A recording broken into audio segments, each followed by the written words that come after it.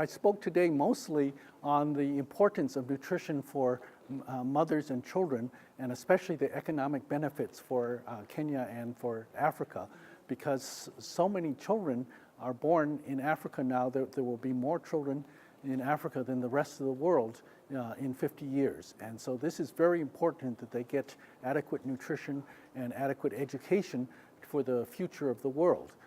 This is more important than perhaps even in Asia or in Europe or the US. And it's so important that they get attention in the first 1,000 days of life, the first few years, because that's where most of the mortality happens because of prematurity and diarrheal illness. So taking care of nutrition during this first 3 years will have long-term effects economically on the health of the individuals and also of the country in terms of their future earnings, whether they are a burden or a help to society.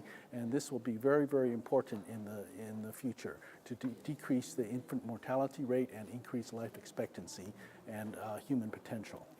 The most important time for nutrition starts even before the child is born, in the first 9 months of the gestation. If the mother doesn't get adequate nutrition, if for example the mother doesn't get enough folate, they might be born with a chronic medical condition called spina bifida. So it's important that mothers get adequate nutritional supplements and that they get adequate nutrition and education so that the baby will be born healthy, breastfeeding, and get adequate nutrition during the first few years of life, and the mothers are most important in this. Well, the economic impact in the individual might be the difference between someone who is disabled for the rest of their life with a chronic illness or mental retardation, as opposed to someone who can be adequately nourished and get good education and can become a useful member of society and possibly even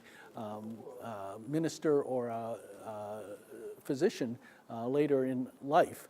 And that all could be the result of just a few interventions early in life, like vaccinations and breastfeeding.